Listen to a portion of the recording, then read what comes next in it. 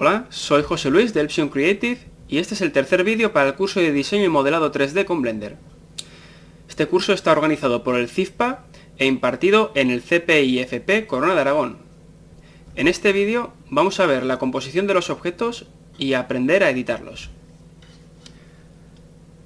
Bien, en los anteriores vídeos hemos visto cómo movemos los objetos y cómo podemos interactuar con ellos, mover, rotar, escalar, crear objetos nuevos. Bien, pues ahora vamos a ver un paso más allá. Con la tecla tabulador, una vez que tenemos seleccionado un objeto, perdón, faltan las teclas, con la tecla del tabulador vamos a entrar en el modo edición del objeto que tengamos seleccionado. ¿Vale? Voy a crear un segundo objeto para que veáis un poco la diferencia. Vale, ahora tengo la esfera y el cubo. Bueno, pues si pulso en la esfera y le doy al tabulador, entro en el modo de edición y con el mismo tabulador salgo. Bien, pues los objetos están constituidos de vértices, ¿vale? Vamos a tener en consideración tres elementos, aunque realmente todos ellos están a su vez formados por vértices. Van de menor a mayor. Estaría el vértice, que es la información básica. Son los puntos, las esquinas del objeto, los puntos a los que van a confortar por dónde está cada parte del objeto. ¿Vale? Entre dos vértices van a estar unidos por una arista, ¿vale? Que es el siguiente punto de información. Y el tercer punto de información será la cara. Cuando tengamos todas las aristas que estén unidos, todos los vértices que estén unidos por aristas a su vez, seleccionaremos una cara. Podemos seleccionar vértice a vértice, podemos seleccionar aquí abajo, seleccionar por aristas, y podemos seleccionar caras directamente. ¿Vale? En este objeto es pequeñito, pues este que tiene muchos más, ¿veis? Podemos seleccionar las caras, los vértices y las aristas.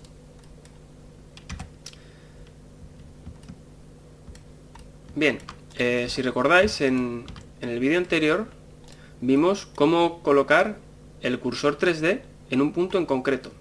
¿Vale? Pues ahora que podemos entrar dentro de los objetos, podemos tocar una esquina y teniendo seleccionado este vértice, le damos al control de Snap y podemos llevar el cursor a la selección. ¿Vale? El cursor ahora estaría en la esquina de este objeto. Y esto pues nos puede interesar para rotar o mover desde aquí el objeto, para crear aquí otro objeto. Por ejemplo, creamos una esfera porque la queremos aquí por alguna circunstancia, y también nos puede servir para colocar el punto de pivote por defecto de este objeto. En lugar de donde viene, se coloca por defecto en el centro del objeto, pues colocarlo aquí, decir aquí en este menú de la barra de herramientas, Set Origin, seleccionamos el origen, que puede estar en la geometría, podemos mover al revés, podemos mover la geometría al origen, en caso de que al editar el objeto tenga una forma que su punto intermedio ya no esté donde le tocaría al origen. El origen, llevarlo a la geometría del objeto, el origen, que es este punto, llevarlo al cursor 3D o el colocarlo en el centro de la masa. Esto y esto es muy parecido. Llevarlo a la geometría o llevarlo al centro de masa es muy parecido. Entonces, si lo llevamos al origen, al cursor 3D, colocamos el punto de pivote. El punto de pivote y origen es lo mismo, son dos formas diferentes de llamarlo. Pues ahora el punto de pivote del objeto está en esta esquina, y aunque tengamos seleccionado cualquiera de estos modos de punto de pivote, pues podemos rotar sobre esa esquina, que será su punto por defecto. Esto, pues por ejemplo, ¿para qué nos puede servir? Pues porque queremos a lo mejor que el punto de origen esté en la base del objeto. Seleccionamos la cara de abajo, decimos que el cursor que vaya a la selección, cerramos el objeto y decimos que el origen vaya a la geometría. Ya tendríamos un objeto que su punto de origen estaría en la base. Una cosa que no dije en el vídeo anterior, me dejé que además de que podemos llevar el cursor a diferentes sitios, podemos llevar cosas al cursor. Podemos llevar la selección, el objeto seleccionado, al cursor. ¿Vale? Esto pues nos puede servir, por ejemplo, para que seleccionamos esta esfera, seleccionamos el vértice superior de esta esfera, llevamos aquí el cursor y ahora le digo que me lleve este objeto al cursor. Como su punto de origen lo hemos puesto abajo, pues lo colocará la parte de abajo del cubo con la parte de arriba de la esfera. Bien, hay un matiz en esto de llevar objetos a la selección al cursor, y es que lleva toda la selección al cursor. Si tenemos varios objetos,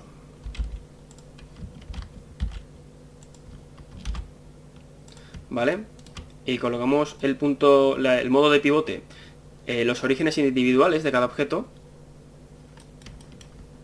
Ahora pues si dijésemos rotar, por ejemplo, no rotarían todos desde el mismo punto, rotaría cada uno desde su propio origen, ¿vale? Que esto es lo que significa esto de rotar sobre pivotes propios.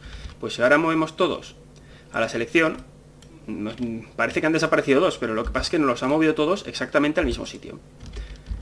En cambio, si le decimos que mueva la selección con el offset, o sea, esto del offset también es un poco como una jerga, pues querrá decir que los mantenga, pero manteniendo, o sea, que los mueva, pero manteniendo su proporción o su estado actual. ¿Vale? Pues como cogería el punto intermedio de estos, porque no tiene otra referencia, y los movería todos a ese punto intermedio, tal como estaban, los colocaría en su sitio. Esto ahora puede parecer que tiene poco sentido, ¿vale? Ahora borramos todos estos. Pues llevamos el cursor, lo ponemos al centro. Como este tiene el cursor, el pivote, el origen en la parte de abajo, y lo movemos a la selección, lo tendríamos a ras de suelo. Vale. Cuando entramos en el modo edición, esto tiene más significado.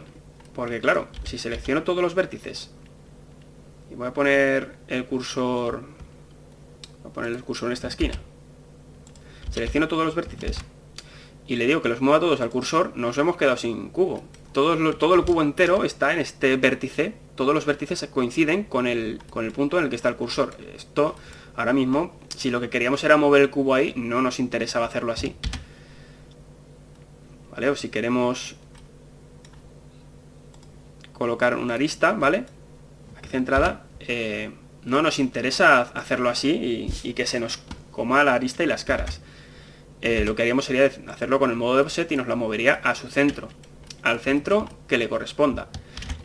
Si tenemos puesto el modo de elemento activo, y ya empiezo a explicar lo que son los activos, el activo ya os dije que es el último elemento que hemos tocado.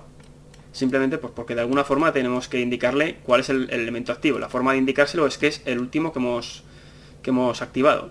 Si queremos que sea esta esquina, pues soltaríamos lo pulsaríamos, quitaríamos la selección, la volveríamos a poner y ya sería esta esquina.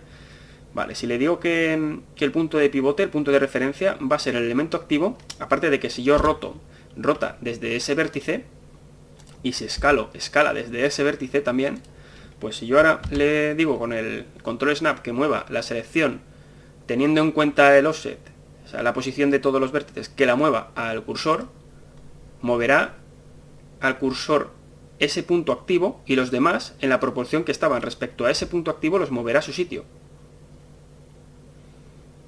Bien, ya veremos más ejemplos prácticos donde esto nos sirva. Bien.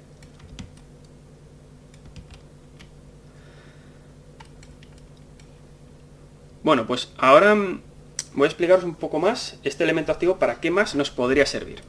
¿Vale? Supongamos que este vértice de repente, pues por lo que sea, está aquí. Y además aquí. Está muy descolocado.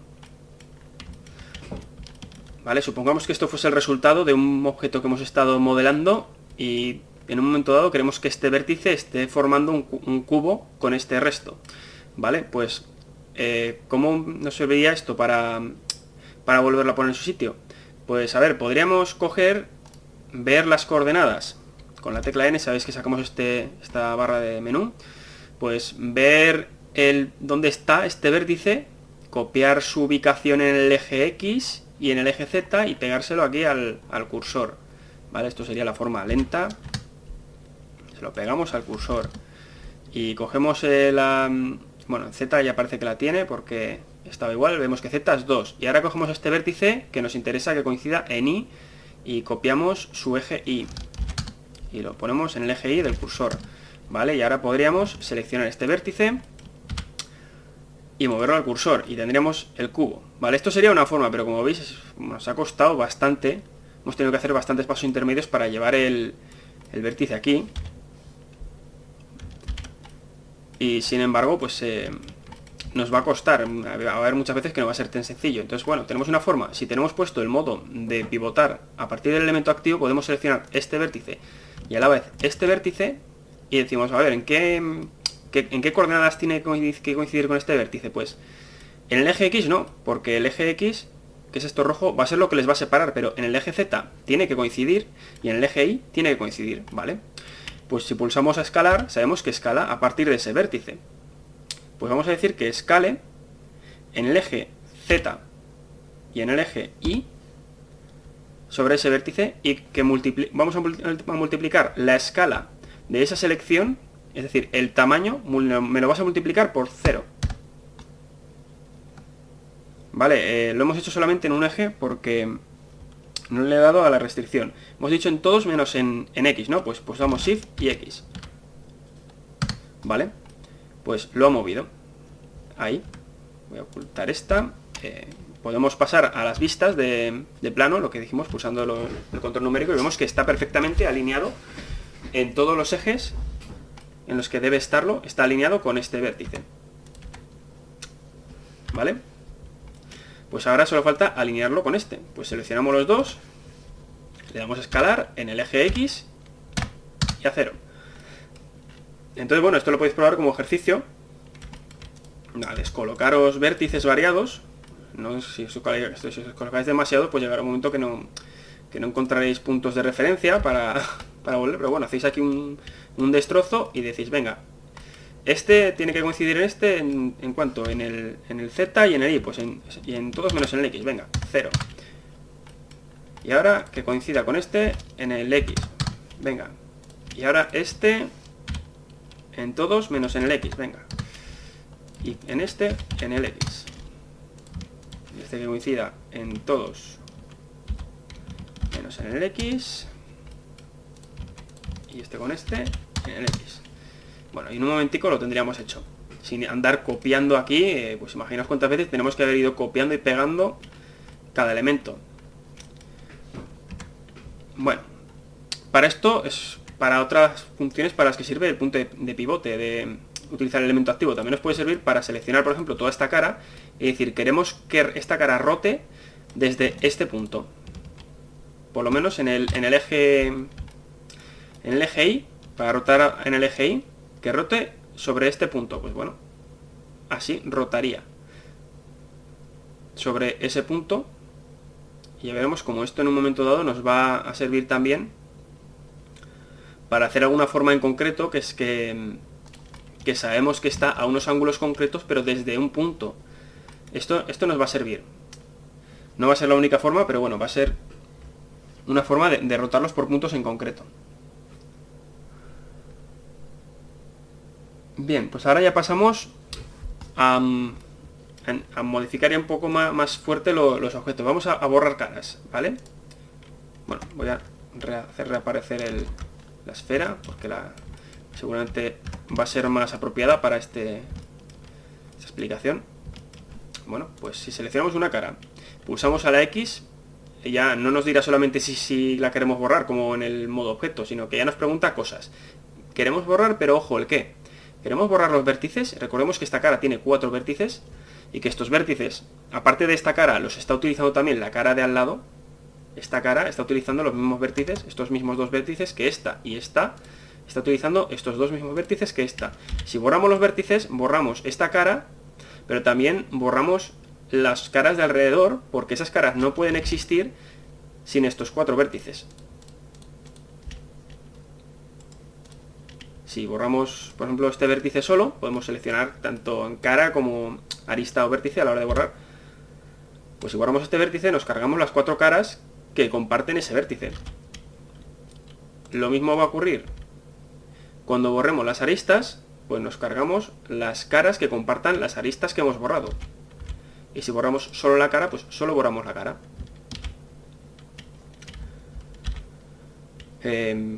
Podéis borrar solamente caras y aristas, esto no es que lo recomiende mucho, pero bueno, pues podemos seleccionar estas, ¿vale? Con Shift pulsado, con la tecla Shift pulsada, seleccionamos y deseleccionamos cosas. Bastante lógico, pero creo que no lo he dicho. Pues bueno, borramos solo las caras y las aristas. Pues bueno, como hemos borrado las caras que estaban en contacto, pues habría sido lo mismo que si hubiéramos borrado solamente caras. O sea, como si hubiéramos borrado solamente aristas, ¿vale? Porque había aristas en contacto. Si borramos solo caras, vemos que aquí ha quedado tanto la cara como los vértices. Esto no es que nos vaya a servir de mucho, pero bueno. Si se os ocurre en algún momento dado que esto nos pueda servir de algo, pues así se hace. Bien, luego entraremos en lo que viene a ser disolver. Normalmente para disolver suelo utilizar el atajo de teclado Control X. Si disolvemos caras, ocurre esto, pues se convierten todas las caras en una. Pero claro, es una cara un poco rara porque esta cara tiene estos vértices que están formando entre todos una forma que no es plana. Pero claro, la cara no tiene aristas por las que doblarse, sino que es una sola superficie. Esto hace que se creen superficies muy extrañas, ¿vale? Cuando está curvado y la disolvemos. Bueno. Podemos disolver las aristas y los vértices también. Para disolver aristas, claro, si lo hago así, pues no hace nada. Si disuelvo estas, pues disuelve la del medio. Es como si hubiéramos... Bueno, estamos disolviendo caras, perdón. Si disuelvo esto, pues me como las aristas y busca la forma de hacer la forma intermedia. Aquí le estamos pidiendo una cosa un poco extraña, ¿vale? Luego os explicaré una forma mejor de hacer esto. Si seleccionamos un vértice y lo disolvemos, pues pasa lo mismo, que como este vértice ha dejado de existir, pero no lo hemos borrado, se mantiene la cara, pero claro, es una cara formada pues de una forma que no es plana y por lo tanto pues tiene esta forma tan extraña. A ver, ¿para qué sí que nos va a servir esto? Pues por ejemplo cuando queramos disolver estas aristas de aquí, por ejemplo. Bien. Vamos a suponer que quiero disolver toda una hilera de estas. Vale, ahora estoy haciéndolo despacio y ahora os explicaré cómo se hace esto más deprisa, porque se puede hacer más deprisa. Vale, pues la disuelvo. Y ocurriría esto, ¿vale? También nos va a servir, como veis, para cuando un objeto tenga aristas en sitios que no queremos y queremos deshacernos de esas aristas sin borrar y sin romper el objeto y luego tenerlo que volver a cerrar, pues bueno, sería así. Bueno, el menú de borrar hasta ahí. Esto de colapsar no lo tocaría mucho. Es que no hace resultados un poco impredecibles. Bueno, si borramos una cara, también tenemos forma de volver a crearla. La forma de crear cosas nuevas, en general, de crear caras, aristas y vértices nuevos, bueno, sobre todo caras y aristas, sería seleccionar los vértices entre los que queremos que haya una cara y después pulsar a la tecla F. Con la tecla F se crean caras y aristas. Si pulsamos estas dos, como no da para hacer una cara, porque una cara necesita como mínimo 3 vértices, pues aquí crearíamos una arista. Si seleccionamos estos 3, pues aquí tendríamos una cara y aquí tendríamos otra, ¿vale? Quedaría soldada esta cara con esta, estarían en contacto y podríamos, pues por ejemplo, no interesarnos tener que hay una cara triangular, unas caras triangulares cuando son todas cuadradas, pues bueno, disolvemos esto y bueno, otra forma de utilizar la función de disolver. Sobre todo la vamos a utilizar para reparar aristas que no queremos que estén en sitios o que nos convenga borrar para que nuestro objeto tenga la forma que queremos.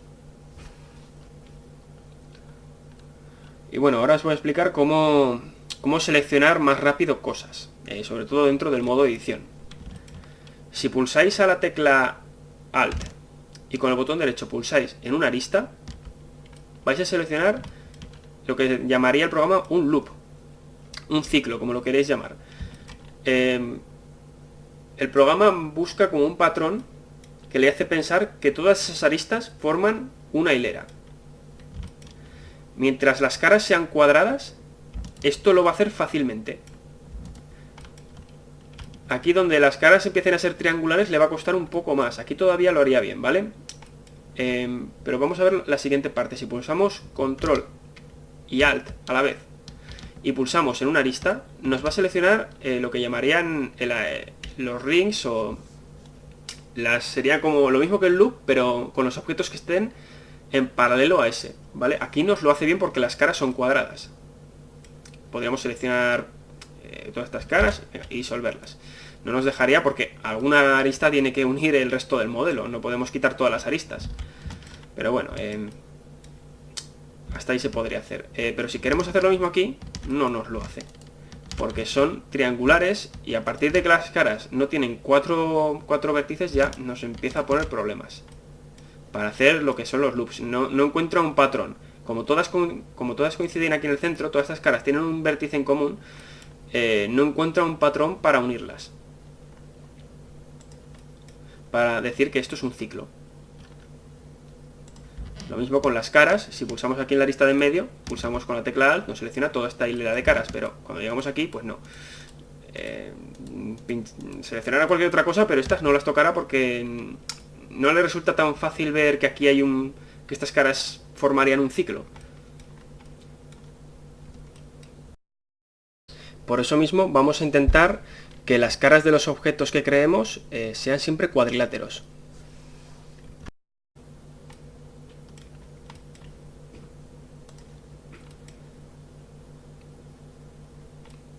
Bien, lo mismo, bueno, con vértices funciona parecido con aristas. Podemos seleccionar estas aristas, podemos disolverlas, ¿vale? En lugar de ir seleccionándolas una a una. Bueno, bien. Otro punto, seleccionamos una arista o un vértice y pulsamos Control y el botón derecho del ratón en otro punto del objeto. Y nos selecciona un camino hasta llegar a ese objeto. ¿Vale? Esto sirve cuando no quieres seleccionar, quieres por ejemplo seleccionar esto y lo quieres seleccionar rápidamente, pues no te serviría seleccionar estos loops y luego ir deseleccionando todo lo demás, sino que podríamos pinchar aquí e ir haciendo un poco la forma que queramos. A lo mejor nos puede interesar seleccionar toda esta parte de aquí. Ahora pues lo tendríamos un poco más fácil. Hay otra opción más avanzada para esto. Bueno, más avanzada simplemente no tiene un atajo sencillo, no es de los que se suelen utilizar, pero aquí en la pestaña de Select de la vista, pues tenemos seleccionar de un loop la región interior, ¿vale? Si seleccionamos esto y esto, seleccionamos la región interior, nos va a buscar el camino más corto para decir que es la interior, ¿vale? Para elegir esto y no seleccionar todo lo demás. Si por los vértices que quedan por un sitio o en otro concluye el programa que la sección interior es todo menos lo que queríais seleccionar, pues bueno, tendréis que buscar otras formas. Cualquier cosa que tengáis seleccionada, si pulsáis Control I, seleccionaréis lo contrario. Seleccionaréis, invertiréis la selección. Si son vértices, veréis que nos habrá invertido estos vértices. Y si queríamos tener, por ejemplo, seleccionadas todas las demás caras, pues tendríamos que pasar al modo cara. Y entonces sí que nos dejaría estas caras sin selección y lo demás, pues, seleccionado.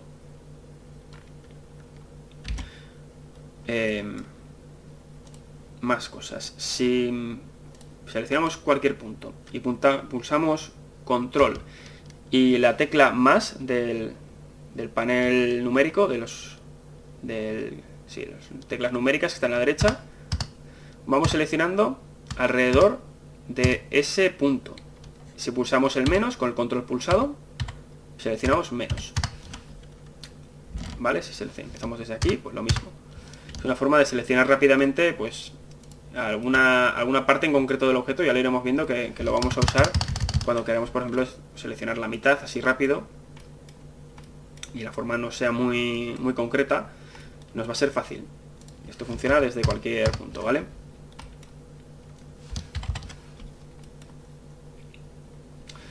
Más formas de selección. Y para esto ya vienen bien los planos. Las vistas planas.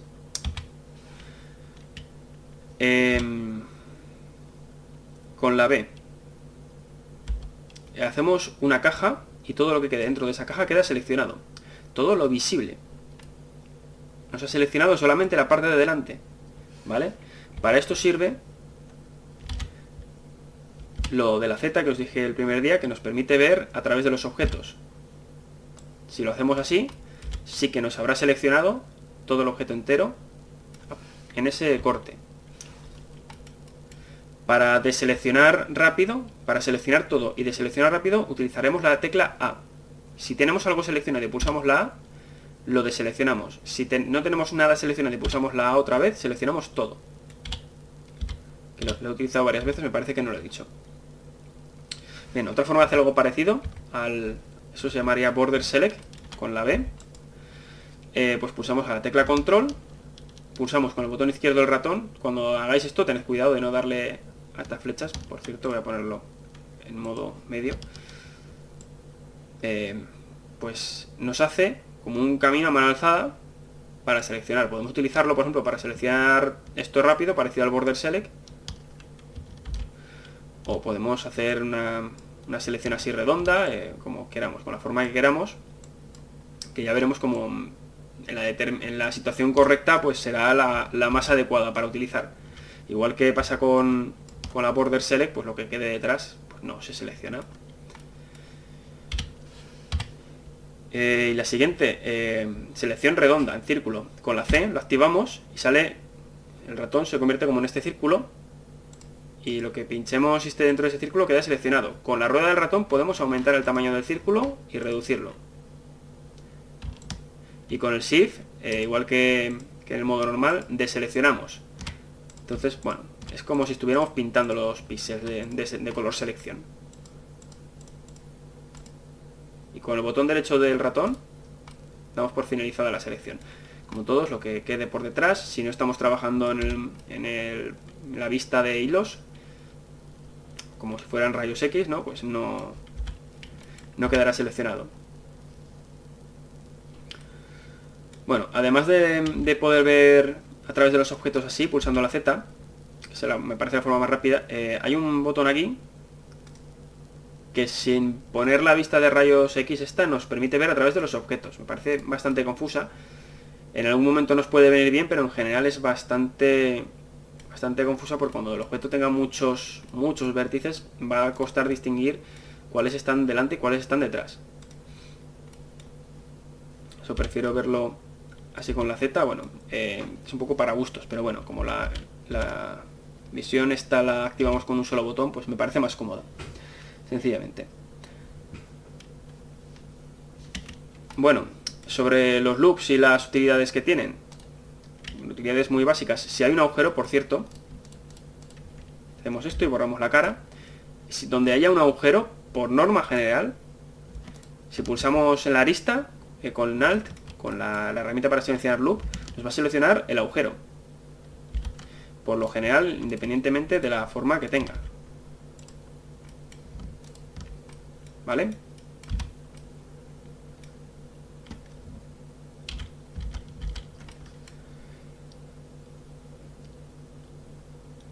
Bueno, si utilizamos aquí los loops, podemos borrar esto, seleccionamos y cerramos por aquí. Podemos hacer formas pues que por un lado sean redondas y por el otro lado pues sean planas.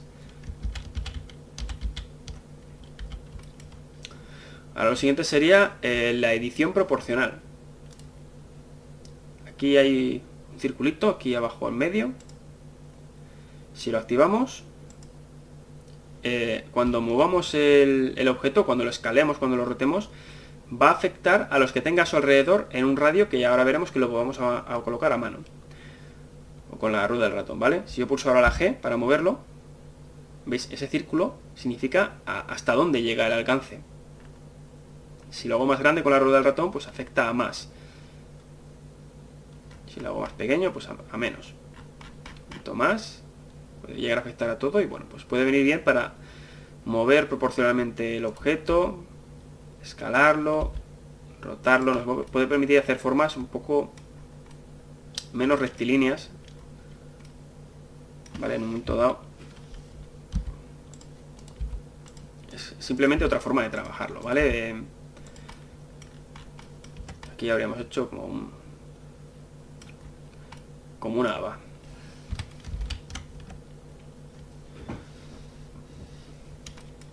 Hay diferentes formas de hacer esta edición proporcional. Aquí elegimos la curva. Aquí abajo al lado del botón elegimos el tipo de curva. Ahora está puesto el modo suave, ¿vale? Aquí veis un poco dibujado cómo funciona cómo va a funcionar la curva. Esta pues veis que empieza poco a poco. Bien.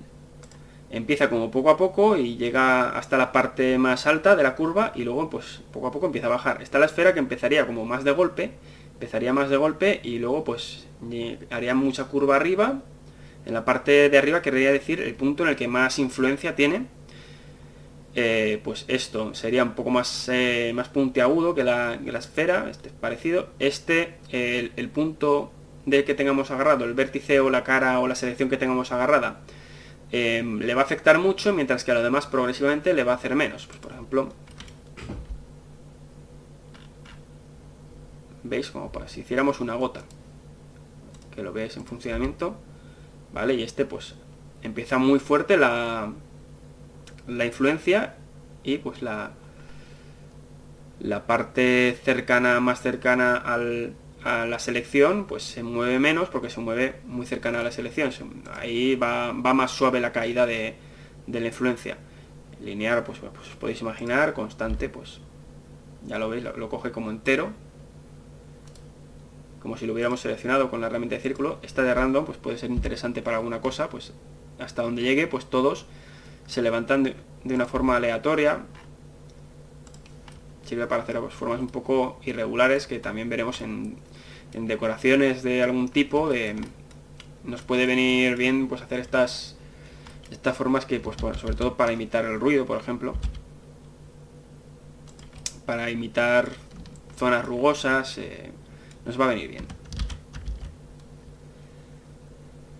Bien, si salimos del modo objeto también existe esto. Pues que claro, la forma de utilizarlo evidentemente pues es diferente, ¿vale? Funciona de una forma muy parecida, pero claro, no deformamos los objetos, sino que los movemos en base a esto. Esto nos puede venir bien si seleccionamos... A ver, es que estoy tocando las flechas, por eso...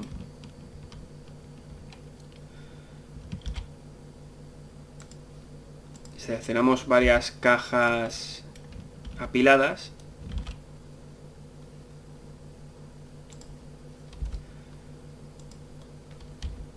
Y queremos que se muevan un poco como... A ver si todo menos en Z, como si los hubiéramos dejado así un poco a ojo. Nos puede servir este tipo de herramienta, ¿vale? Unas cajas, podemos poner, por ejemplo, imaginaos una hilera de neumáticos y movemos un poco el de arriba y así los de abajo estarían como si cada uno estuviese apoyado en el anterior. Bueno, es echarle imaginación. Otra forma de trabajar sencillamente. Y bien, para concluir, las normales. Esta cara, bueno, ahora mismo vemos todas las caras de un color parecido. Están como afectadas un poco por la luz de la escena, un poquito. Nos viene bien para saber cuál es cuál. Yo ahora cojo este objeto, por ejemplo. Lo escalo. ¿Vale? No, bueno, lo selecciono todo, lo escalo. Y le doy una escala negativa. Lo escalo en -1. El objeto se ha vuelto oscuro. ¿Vale? Es más oscuro este objeto ahora. ¿Qué pasa con este objeto? Este objeto, si lo metiéramos en la máquina de la impresora 3D, este objeto no saldría. Este objeto no saldría porque entendería que el interior del cubo es ajeno al objeto, y el cubo realmente sería todo lo que está afuera. Como esto la impresora no lo iba a reconocer, no lo imprimiría directamente. Si este cubo, en cambio, lo pusiéramos dentro de otro objeto, las caras del cubo están del revés, ¿vale? Ahora os explicaré cómo ver esto, porque si utilizamos materiales de colores, por ejemplo, no lo vamos a ver tan fácil, ¿vale? Ahora esto nos haría un agujero, o sea, dentro de la esfera nos dejaría un hueco con forma de cubo dentro, pues porque tiene las caras del cubo dentro, están mirando hacia dentro del cubo en lugar de hacia afuera. Esto nos puede ocurrir bastante fácilmente por accidente. A ver, está puesto el modo proporcional y no quiero. Escala -1. Ahora tenemos normal. Esto puede ocurrir por accidente, pues, por ejemplo, estamos escalando y nos pasamos de la raya y pensamos que no ha pasado nada y lo hemos puesto del revés. ¿Cómo vemos esto? Aparte de por el color. Si por el color no nos fiamos mucho, o puede que solamente una de las caras, creando caras nuevas, por ejemplo, creando y borrando caras, una de las caras se ha quedado del revés, que entonces ahí podría ser el resultado bastante aleatorio a la hora de imprimirlo. Pues aquí en la barra de menú de la N, la que sabemos que se activa con la N, en Mesh Display, girando por la parte de abajo, aquí pone Normals, ¿vale? En esta sección, y nos dice las normales de los vértices, de las aristas y de las caras, ¿vale? Si vamos a los vértices, voy a hacerlas un poquito más grandes. Aquí pone el tamaño del cual se representa la normal. La normal es la dirección hacia la que mira ese elemento, ¿vale? Así me lo pongo a mano. Estos vértices están mirando hacia las esquinas. Eso la vez que las normales de los vértices tampoco tienen mucha importancia, ¿vale? Las de las aristas estarían mirando hacia adentro, por eso no las estamos viendo. O no, o sea, no se ven hacia dónde están las aristas de las normales, bien. Bueno, tengo que hacerlo más grandes, no, directamente no se ven. Bueno, no se verán a lo mejor porque no les corresponde verse, porque tiene caras y no le corresponderá verse. Las caras sí que lo vamos a ver, ¿vale? Aquí aparentemente están hacia afuera, ¿vale? Cuando el cubo está bien, estas caras están mirando hacia afuera. Esta raya sería como la dirección en la que mira, sería la tangente de la cara. Si esto lo escalamos por -1, las dejamos de ver porque están mirando hacia adentro, ¿vale? Con este botón podemos ver hacia dónde miran las caras. Cuando tengamos caras vueltas en un objeto, o tengamos dudas de que si tenemos caras vueltas de un objeto, en la barra de herramientas, aquí en la izquierda, en la tercera sección, esta que pone Shading y las UVs, pues aquí tenemos varias funciones. Concretamente, bueno, las normales son estas dos, una es recalcular y otra es dar la vuelta. Si sabemos al 100% que están todas del revés, pues le damos a dar la vuelta y ya está. Si tenemos dudas, le damos a recalcular y generalmente nos lo hará bien y nos pondrá todas las caras que corresponda hacia afuera. Digo generalmente, va a ocurrir que podemos tener modelos con una geometría muy extraña y que el mismo programa se líe y no tenga clara hacia dónde van las normales. Esto de las normales lo podemos utilizar igual que las coordenadas locales que decíamos en el anterior capítulo, en la anterior lección. Las coordenadas locales habíamos dicho que son las coordenadas en las que está orientado el objeto. En cambio, las coordenadas normales son las coordenadas en las que está mirando ese elemento en concreto del objeto, ¿vale? El vértice estaría mirando hacia afuera. Por eso no entendía por qué no me enseñaba la normal del... Sigo sin entenderlo porque no la muestra, pero bueno, debería mostrarla. Esta es la dirección en la que apunta la normal de esta arista,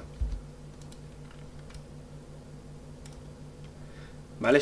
Será seguramente el punto intermedio entre las normales, entre las direcciones normales de los dos vértices.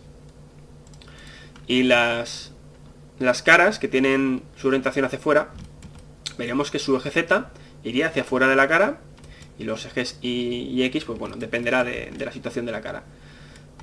Puede ser incluso un poco aleatorio, no tienen por qué apuntar, fíjate que este apunta prácticamente hacia el Y del objeto. Bueno, pues esto nos sirve, pues por lo que estuvimos viendo en la primera sección en la que hablamos de cómo transformar los objetos. Si yo pulso aquí a la G y pulso a la Z 2 veces, se va a mover respecto a su normal. Si le doy a escalar, bueno, la escala no es un buen ejemplo. Si le doy a rotar y le doy a rotar a su Z, va a rotar sobre ese objeto, aunque este objeto esté en otra posición, ¿vale? Aunque no sean las coordenadas locales.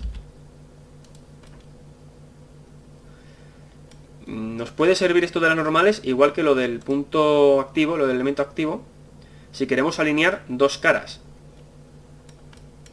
¿Vale? Queremos alinear esta cara con esta.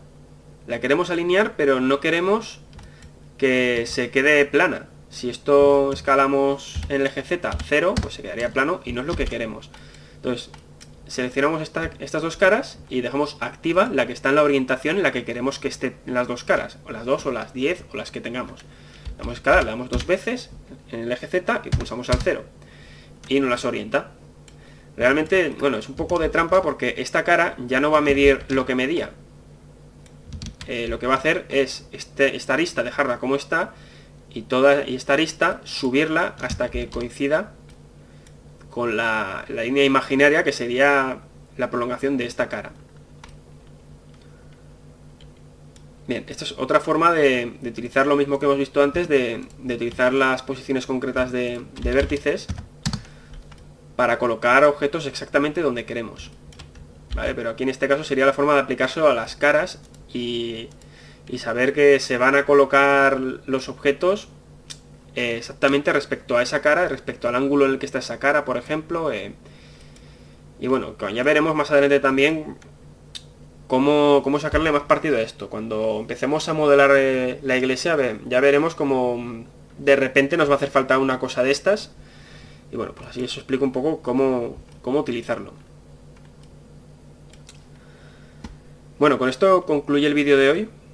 Vale, en el siguiente vídeo veremos cómo trabajar esta malla editable para realizar unas creaciones más complejas. Vamos a ver las herramientas avanzadas de la edición de malla.